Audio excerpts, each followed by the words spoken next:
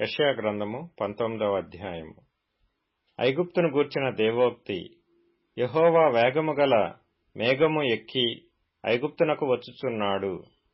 ఐగుప్తు విగ్రహములు ఆయన సన్నిధిని కలవరపడును. ఐగుప్తీయుల గుండె కరుగుచున్నది. నేను ఐగుప్తీయుల మీదికి ఐగుప్తీయులను రేపెదను.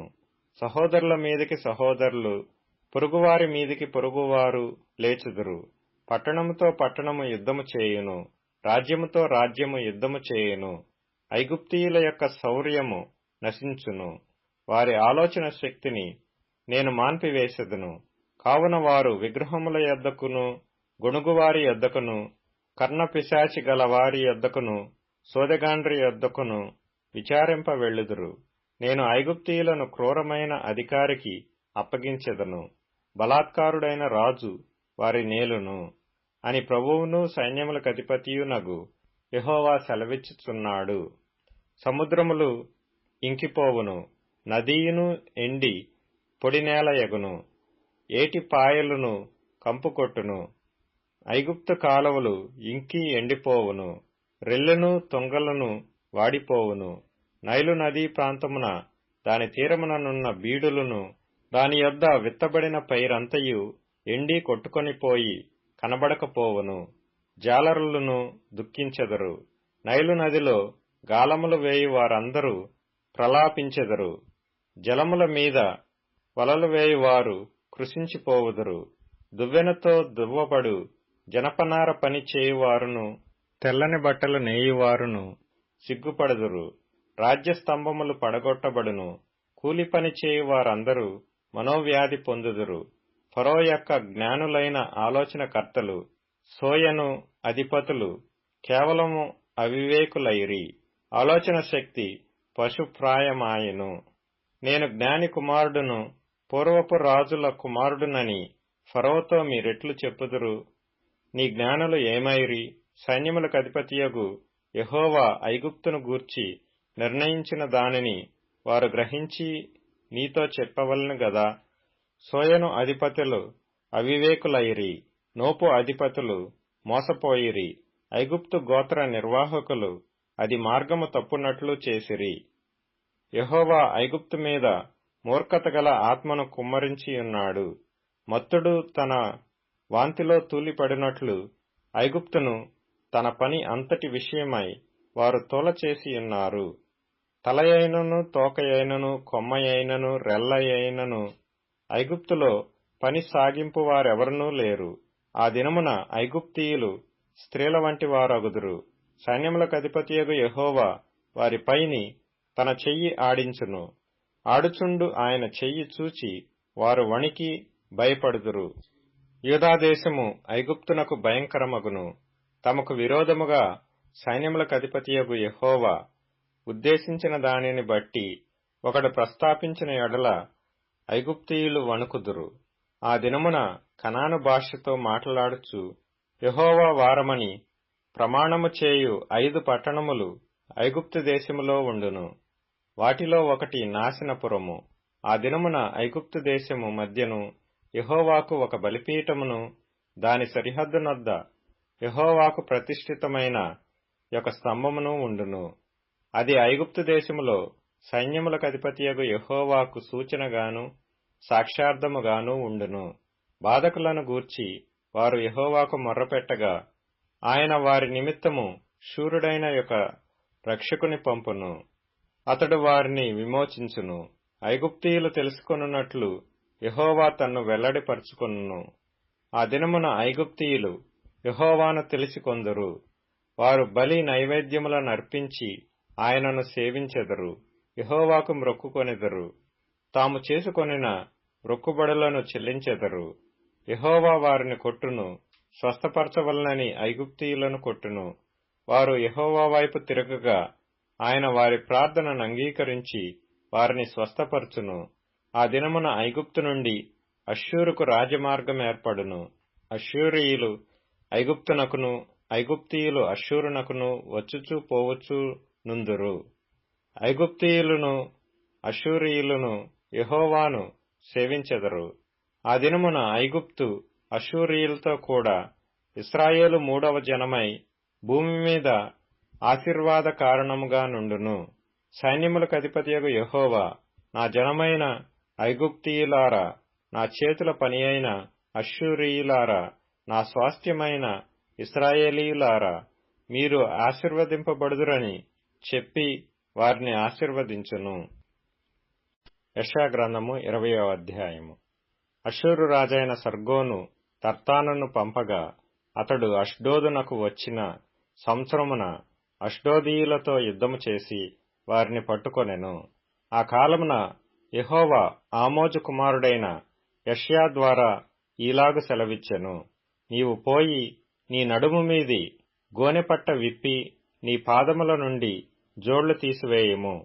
అతడాలాగు చేసి దిగంబరి అయి జోళ్లు లేకయే నడుచుచుండగా, యెహోవా, నా సేవకుడైన యెషయా ఐగుప్తును గూర్చియు కూషును గూర్చియు సూచనగాను సాదృశ్యముగాను 3 సంవత్సరములు దిగంబరి అయి జోడు లేకయే నడుచుచున్న ప్రకారము అష్షూరు రాజు చెరపట్టబడిన ఐగుప్తీయులను, తమ దేశము నుండి కొనిపోబడిన కూషీయులను, పిన్నలను పెద్దలను, దిగంబరులను గాను చెప్పులు లేని వారిని గాను పట్టుకొని పోవును. ఐగుప్తీయులకు అవమానమగునట్లు పిరుదుల మీది వస్త్రమును ఆయన తీసివేసి వారిని కొనిపోవును. వారు తమ్ము నమ్ముకొనిన కూషీయులను గూర్చియు, తాము అతిశయ కారణముగా ఎంచుకొనిన ఐగుప్తీయులను గూర్చియు విస్మయముంది సిగ్గుపడుదురు. ఆ దినమున సముద్రతీర నివాసులు అష్షూరు రాజు చేతిలో నుండి విడిపింపబడవలెనని సహాయము కొరకు మనము పారిపోయి ఆశ్రయించిన వారికి ఇలాగు సంభవించినదే, మనమెట్లు తప్పించుకొనగలమని చెప్పుకొందురు. యెషయా గ్రంథము 21వ అధ్యాయము. సముద్ర తీరముననున్న అడవి దేశమును గూర్చిన దేవోక్తి. దక్షిణ దిక్కున సుడిగాలి విసరునట్లు అరణ్యము నుండి, భీకర దేశము నుండి అది వచ్చుచున్నది. కఠినమైన వాటిని చూపుచున్న దర్శనము నాకు అనుగ్రహింపబడి ఉన్నది. మోసము చేయువారు మోసము చేయుదురు, దోచుకొనువారు దోచుకొందురు. ఏలాము, బయలుదేరుము, మాద్యా, ముట్టడి వేయుము. వారి నిట్టూర్పంతయు మాన్పించుచున్నాను. కావున నా నడుము బహునొప్పిగానున్నది. ప్రసవించు స్త్రీ వేదన వంటి వేదన నన్ను పట్టియున్నది. బాధచేత నేను వినలేకుండానున్నాను, విభ్రాంతి చేత నేను చూడలేకుండానున్నాను. నా గుండె తటతట కొట్టుకొనుచున్నది. మహాభయము నన్ను కలవరపరచుచున్నది. నాకిష్టమైన సంధ్యవేళ నాకు భీకరమాయెను.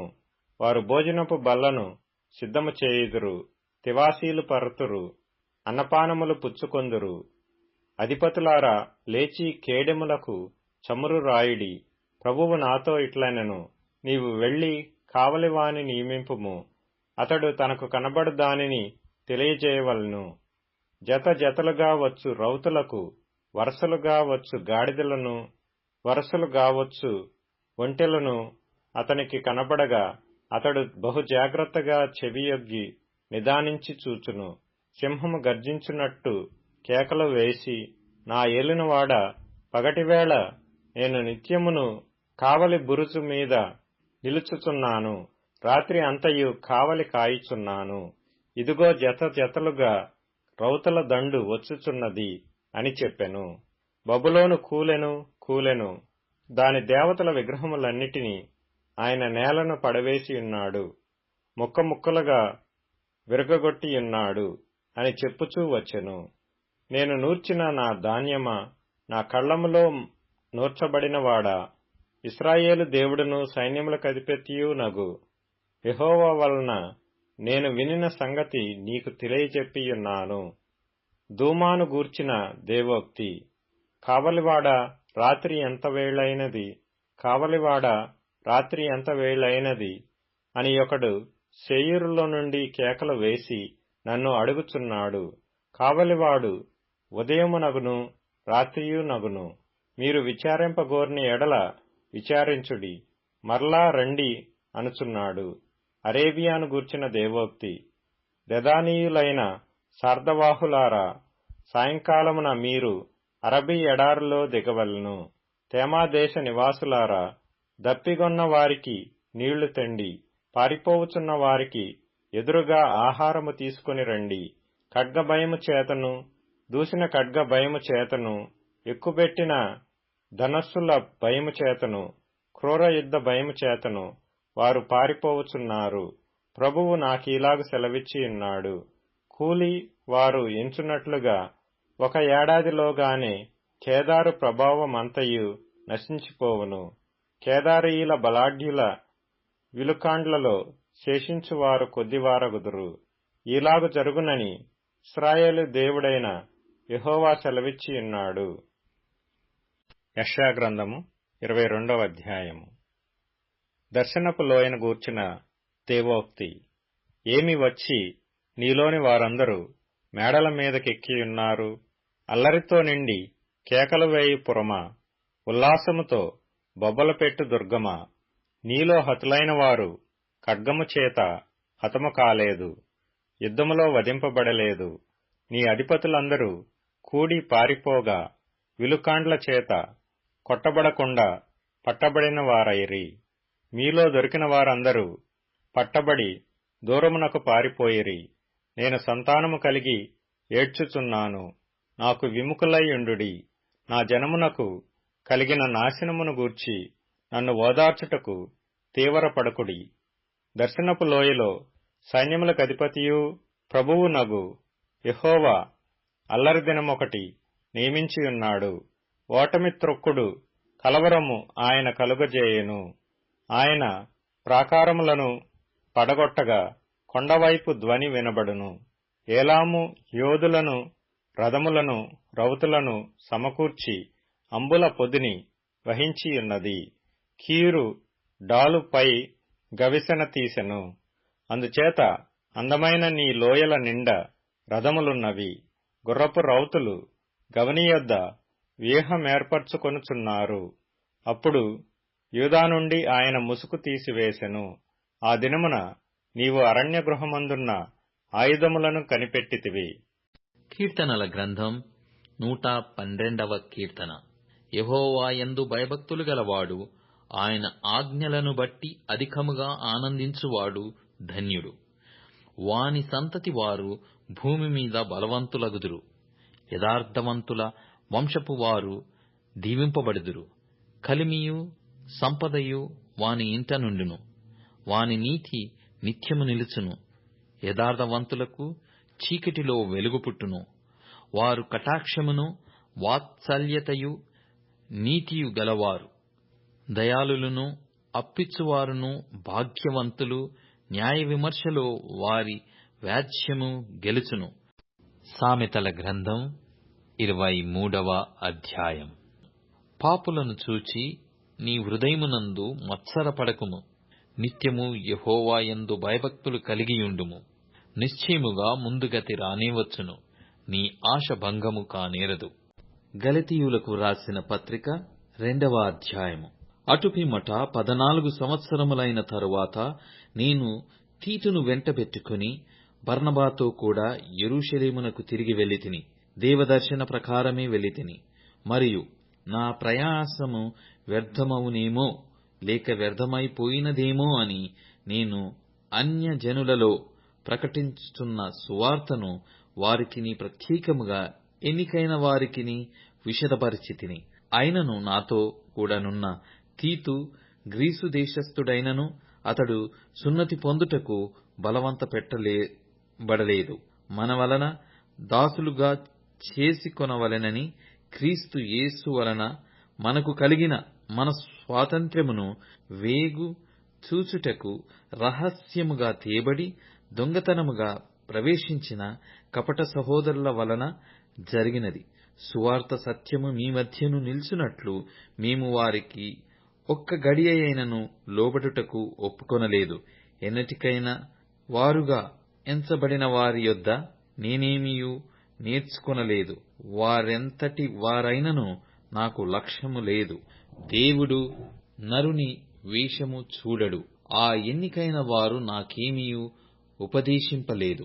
అయితే సున్నతి పొందిన వారికి బోధించుటకై సువార్త పేతురుకేలాగు అప్పగింపబడెనో అలాగు సున్నతి పొందని వారికి బోధించుటకై నాకప్పగింపబడెనని వారు చూచినప్పుడు, అనగా సున్నతి పొందిన వారికి అపోస్తలుడవుటకు పేతురునకు సామర్థ్యము కలుగజేసిన వాడే అన్యజనులకు అపోస్తలుడు అవుటకు నాకును సామర్థ్యము కలుగజేసెనని వారు గ్రహించినప్పుడు, స్తంభములుగా ఎంచబడిన యాకోబు, కేఫా, యోహాను అనువారు నాకు అనుగ్రహింపబడిన కృపను కనుగొని, నేను అన్యజనులకును తాము సున్నతి పొందిన వారికిని అపోస్తలులుగా ఉండవలెనని చెప్పి తమతో పాలివారమగుటకు సూచనగా నాకును బర్నబాకును కుడి చేతిని ఇచ్చిరి. మేము బీదలను జ్ఞాపకము చేసుకొనవలెనని మాత్రమే వారు కోరిరి. అలాగు చేయుటకు నేనును ఆసక్తి కలిగియుంటిని. అయితే కేఫా అంతియోకయకు వచ్చినప్పుడు అతడు అపరాధిగా తీర్చబడెను గనుక నేను ముఖాముఖిగా అతనిని ఎదిరించితిని. ఏలయనగా యాకోబు నొద్ద నుండి కొందరు రాకమునుపు అతడు అన్యజనులతో భోజనము చేయుచుండెను గాని వారు రాగానే సున్నతి పొందిన వారికి భయపడి వెనుక తీసి వేరైపోయెను. తక్కిన యూదులను అతనితో కలిసి మాయావేషము వేసుకొనిరి గనక బర్నబా కూడా వారి వేషధారణము చేత మోసపోయెను. వారు సువార్త సత్యము చొప్పున క్రమముగా నడుచుకొనకపోవుట నేను చూచినప్పుడు అందరి ఎదుట కేఫాతో నేను చెప్పినదేమనగా, నీవు యూదుడవైయుండియు యూదుల వలె కాక అన్యజనుల వలెనే ప్రవర్తించుచుండగా అన్యజనులు యూదుల వలె ప్రవర్తింపవలెనని ఎందుకు బలవంతము చేయుచున్నావు? మనము జన్మము వలన యూదులమే గాని అన్యజనులలో చేరిన పాపులము కాము. మనుష్యుడు యేసుక్రీస్తునందలి విశ్వాసము వలననే గాని ధర్మశాస్త్ర సంబంధమైన క్రియల మూలమున నీతిమంతుడుగా తీర్చబడడని ఎరిగి, మనమును ధర్మశాస్త్ర సంబంధమైన క్రియల మూలమున గాక క్రీస్తునందలి విశ్వాసము వలననే నీతిమంతులమని తీర్చబడుటకై యేసుక్రీస్తునందు విశ్వాసముంచియున్నాము. ధర్మశాస్త్ర సంబంధ క్రియల మూలమున ఏ శరీరియు నీతిమంతుడని తీర్చబడడు గదా. కాగా మనము క్రీస్తునందు నీతిమంతులమని తీర్చబడుటకు వెదుకుచుండగా మనము పాపులముగా కనబడిన ఎడల ఆ పక్షమందు క్రీస్తు పాపమునకు పరిచారకుడు ఆయన అట్లనరాదు. నేను పడగొట్టిన వాడిని మరల కట్టిన ఎడల నన్ను నేనే అపరాధినిగా కనపరుచుకొందును గదా. నేనైతే దేవుని విషయమై జీవించు నిమిత్తము ధర్మశాస్త్రము వలన ధర్మశాస్త్రము విషయమై చచ్చిన వాడనైతిని. నేను క్రీస్తుతో కూడా సిలువ వేయబడి ఉన్నాను. ఇకను జీవించువాడను నేను కాను, క్రీస్తే నాయందు జీవించుచున్నాడు.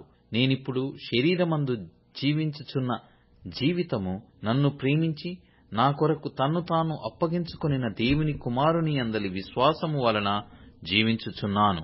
నేను దేవుని కృపను నిరర్ధకము చేయను. నీతి ధర్మశాస్త్రము వలననైతే ఆ పక్షమందు క్రీస్తు చనిపోయినది నిష్ప్రయోజనమే.